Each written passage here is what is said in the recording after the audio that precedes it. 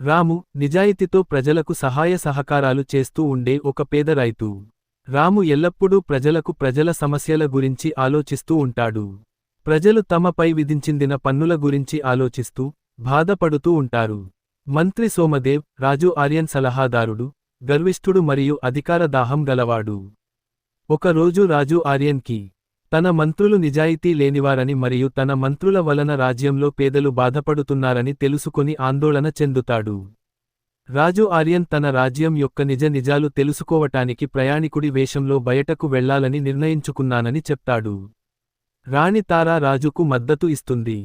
రాజు ఆర్యన్ మారువేషంలో ఒక పేదరికంలో ఉన్న ఊరులోకి వెళతాడు. అక్కడ ప్రజల పరిస్థితుల గురించి గమనిస్తూ వెళుతూ ఉంటాడు.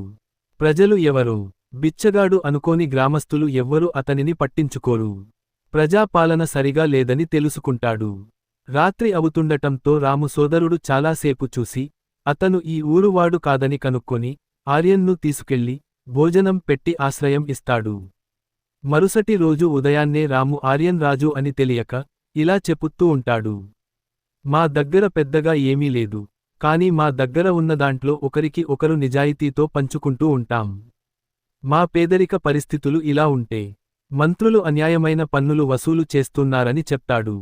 ఇప్పుడు నిజాయితీ చాలా అరుదుగా ఉంది అని చెప్పి బాధపడుతూ ఉంటాడు రాము.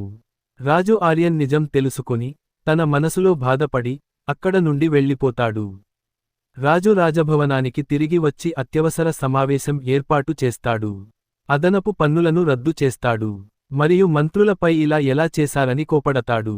మంత్రులు మౌనంగా ఉండటంతో మరింతగా గట్టిగా అరుస్తాడు. మంత్రి సోమదేవ్ స్థానంలోకి రాముని తీసుకుంటారు. రాము పేదవాడు అయినా వ్యక్తిత్వం మరియు నిజాయితీలో చాలా మంది కంటే ధనవంతుడు అని చెప్పి రాజు రాముకి భూమిని బహుమతిగా ఇస్తాడు. రాము పేద రైతులకు సహాయం చేయడానికి ఆ భూమిని ఉపయోగిస్తాడు. ఇలాంటి సంఘటనలు జరిగిన తరువాత రాజు తన బాధ్యతలను తెలుసుకుంటూ ఎవరి మీద నమ్మకం పెట్టుకోకుండా రహస్య సందర్శనలను చేస్తూ సామాన్యుల కష్టాలు తెలుసుకుంటూ పరిష్కరిస్తూ ఉంటాడు.